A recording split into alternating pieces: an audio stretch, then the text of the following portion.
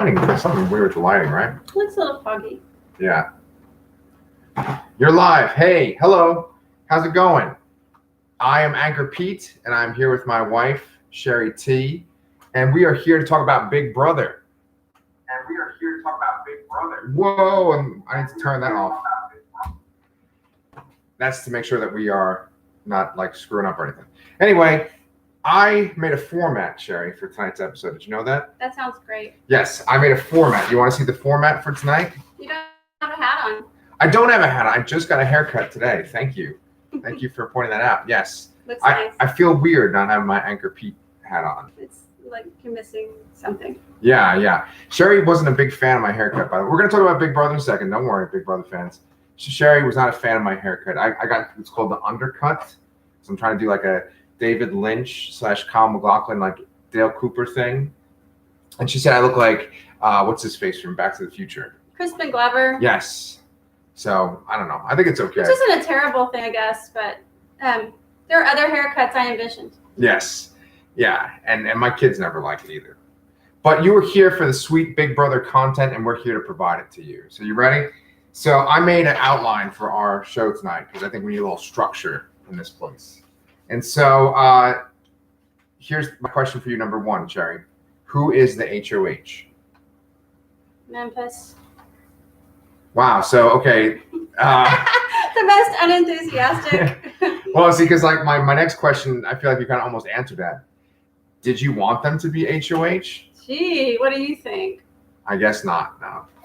And then, was their reign interesting so far? Well, this episode didn't focus too much on Memphis's reign as head of household. However, the little I did see in his conversation with David made me want to barf. So, interesting, I guess so. Unpleasant, more so. Yeah. So, my next question is... Aren't you supposed to say what episode we're talking about? Oh. We're talking about Big Brother, Season 22, Episode 20, which aired today, September 20th, okay, 2020. It's a Sunday night. Yes. And it was a little bit late. Household. It was 20 minutes late because of 60 minutes. What's going on with the number 20? I don't know, man.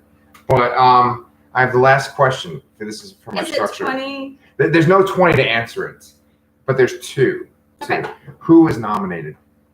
So Memphis nominated Devon and Kevin. Yes. Shocker. His stupid plan is to backdoor David, but he talked to David beforehand and made some sort of deal, which is all lies, to keep him off the block. Yeah. So I'm actually going to go against some of my little rules and stuff that I talk about when we make these shows, right? Because tonight's episode bothered me. One of the things when you watch Big Brother is that it's a social experiment, right? And I don't like the way that certain people get treated sometimes. Yeah. And I think this episode was a pretty glaring example of that. You know, like the underdogs are just like completely hoodwinked. And the whole episode was basically just the people in charge enjoying the fact that the underdog people are going after each other. Yeah, it was unpleasant. Nicole lying, even though she said she felt bad about it, she sure did do it, no problem. And Danny was enjoying, Devon's distress about thinking David lied. It was hard to watch. Upsetting. It was upsetting. However, I don't like Nicole lying, of course, but it is part of Big Brother. I'm not sure why Devon, and Kevin don't sort of play this game as well, where they're going to be lying in Big Brother. If you don't want to do it, at least realize it's happening. Yeah. So I do feel like they're maybe just not as strong of players, even though I felt upset on a more personal level for them. Yeah. But you've got to suspect people aren't telling you the truth. I don't know why Devon is so quick to distrust David. Why does she want to trust Nicole? She said at the beginning of the season Nicole had lied to her in their previous season together, and I forgot about that. I mean, so many people have thought that Nicole's a snake. I just don't know why she's assumed innocent. Yeah.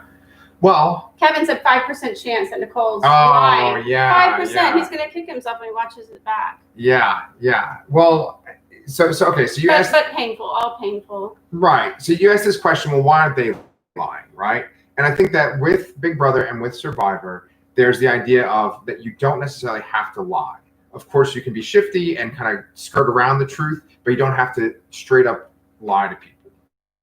And we've seen, especially on Big Brother, much more so than Survivor, that people get very upset and their feelings are hurt. And so you might play this great manipulative game like Paul or Tyler and get all the way to the end, but then these people that you've hurt because you've betrayed them decide your fate. Right, you can't win after what you did to them. So I wonder, like, would Nicole's actions for tonight, would that be the kind of thing that would cost her the jury?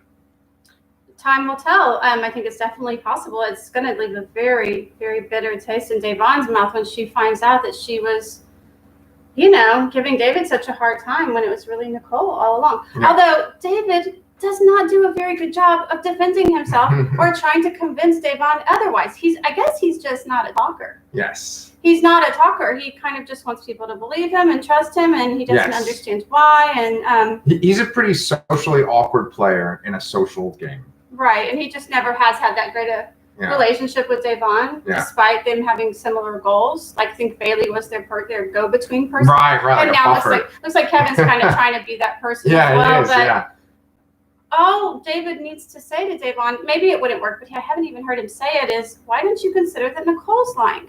Why don't we all think about the people who have never been nominated? And it's those obvious 6 committee people and Enzo. Yeah. And maybe something's going on. Yeah. I mean, I'm frustrated with them, but it is very sad. And watching the girls laugh about it is just upsetting. It hurts me. That's why it kind of felt good. I mean, I'm sorry, Nicole. I'm sorry. What's her boyfriend or husband, future husband's name? Victor. I like Victor a lot.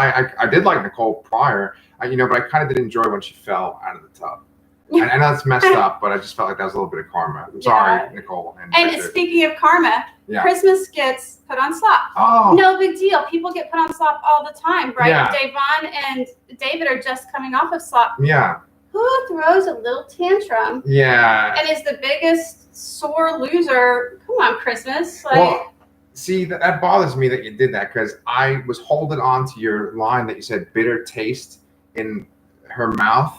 And I was like, I'm going to tie this into the slop. I mean, feel free. Go ahead. We went on so many tangents. It's just too late now. It's just dead, I'm sorry. But it's okay. It's okay. But yes, this is something I wanted to talk about too. Because the thing is, right, it's one thing if you're winning this game and you're just annihilating players that aren't up to your level, right? Right. But to be so upset and put out when negative things happen to you.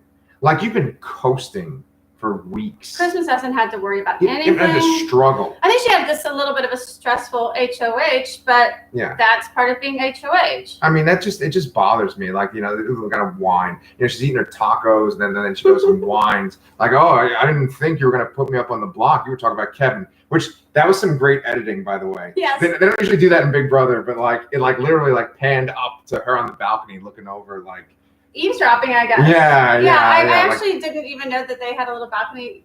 I've never seen that shot where they can look down like that and be listening. Right. So that was yes. Yeah, she was like that woman from Sunset Strip or something, right? Like, I don't know. That's weird reference. Sunset Boulevard. Sure. Yeah. Right. Like, isn't she on a balcony or something? She comes down the stairs in the finale. Okay, that's people aren't here to talk about black and white movies. Romeo and Juliet are on balconies. That's true. Juliet's on a balcony. I'm glad you brought that up, because tonight's episode was like a Shakespearean tragedy. It was a tragedy. Yes. It was a tragedy with all these confused. Yes. It happens a lot in Shakespeare with all these kind of people who are confused, and there's this bad guy who's kind of like Danny was sort of the bad guy here, who's letting them think that they did each other wrong, even though really. She's like Iago. Yeah. Yeah. So I mean. That's blowing my mind. It's Shakespearean.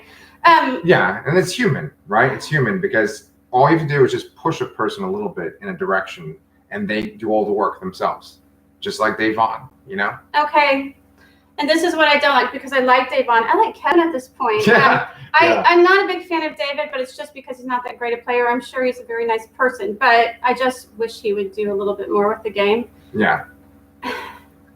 I forgot where I was going, but because they're hurting me so much. It's painful to watch them struggle. I wish we would just get together and make a plan together. Win head of household, protect each other. Yeah. I do like that David said if he won the veto, he would save one of his friends. Yeah. So he said that like after he made the deal with Memphis. Yes, he did. He said that in the diary. Right? Yes, he did. Okay. So Memphis with his. Oh yeah, that was okay. So that's yet another thing. So there's like 3 upsetting times, right? Because the committee, they've basically had this whole season. It's already set up for them. And Shari, like last episode, if you guys haven't seen it, check out our last episode too. Shari dropped this bomb on me last week that like Dan was kind of trying to push Memphis, right? And that Derek was trying to push Cody. Coach them, but also kind of like reach out to people that are becoming back this season and like really kind of get them in good, right? And that just blows because they already have like a leg up just because of their talents and abilities. But then they also have this outside force too from these winners, previous winners. So like it just kind of sucks because they've had it made. Like I think that they haven't had the power once, maybe twice. I think it's only been once that they haven't had the power. You mean that they haven't had? It's okay. It's head of household. Yeah. It's like a tongue twister. Yes. I think they've had it every time. There's been like one time. Enzo's the only one not on the committee, but he's like an honorary member that no one touches him either. He's the only one. Yeah. Well, anyway, so what I'm saying though is that like they've had it made in the shade, and then you have them just like enjoying the fact that they're just straight up lying to Davon, right? Yeah. Enjoying that. Then you have them like complaining about, they have to be have-nots. After Davon just was a have-not, right? It's so arrogant. Right? I mean, why is it okay for her to be a have-not and not you? I just don't know how you're even that ballsy to complain. Yeah. And then the third thing is this deal with Memphis, and so Memphis, the way he talks to David is just so condescending and down. He brings him into the room for like 3 minutes. He's like, this is what I'm going to do. You can't tell anybody. And, I'm making you this deal. And you're like so lucky to get it. Let's shake on it and then just get out. Yeah, I think David barely even spoke. Yeah. Memphis could care less what he had to say. He was more like telling him what to do. Yeah. And I hope to God David wins the veto and does exactly what Memphis doesn't want him to do. Yeah. However, this season has not been going in our favor. No. So I'll believe it, I guess, if I see it. Yeah. Yeah, I mean, I don't know. Wishful thinking. Yeah. Let's all keep our fingers crossed. I mean, I don't think he's even going to be chosen to play. Luck hasn't been going the way of the underdog this season, that's for sure. The good news is another 2 or 3 weeks, the committee will start to have to cannibalize each other. Yeah. And that's when things will get interesting and ugly because right now it's just sort of sad and hard to watch these few little people left just get picked off and picked on. When you say 2 or 3 weeks, you mean essentially once Davon, and count the 3 that are left. Yeah. Maybe one will be lucky and stick around, and the committee, when they start to break up, will use one of them and take them on their side, which is smart to keep the numbers. So maybe Davon or Kevin will get a stick around, but I think probably the other 2 are goners. Oh yeah. Unless they win head of household, which. It's funny. Like when we make our videos, if you check up on them, you can see other Big Brother videos, right, made by other fans. And there's one that's called King David, is like the name of the subject of the video, and it's like this thumbnail of David, and he's got like a crown kind of drawn on him and like shades and stuff. And I'm so curious as to what that could be, King David. Like if he's like secretly somehow going all the way to the end. Like some people think he's going to go further or something. That'd be kind of interesting. Maybe it's just the fact that this really is his like first official season, Yeah. And then he's gotten so far with these like all-star players. But it has nothing to do with guile or like making great moves. It's just kind of, being pulled along or not being as big a target. I don't know what to say. I don't think he's a king, and like no. Yeah, aren't you kind of curious? I don't think he's a winner or anything. Yeah. Oh no. But some people come up with like crazy theories and stuff when they're watching the show and they're making content like this. Well, that's how you win big in Vegas, is you have a crazy theory and it actually ends up happening. Do you see any kind of random thing happening that might like shift everything and make this like super interesting? I can imagine lots of things. Like they could win Devon, Kevin, the minority could win head of household the next couple of weeks in a row, and that would definitely change things up. But doubtful.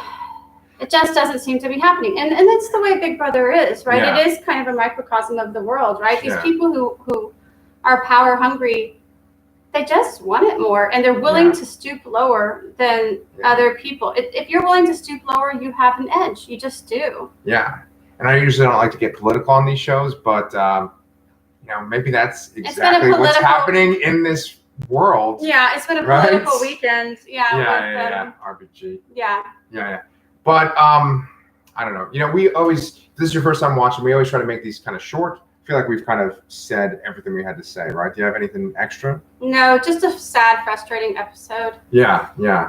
I think I'm trying to remember the thumbnail. I looked kind of happy in the thumbnail, I think.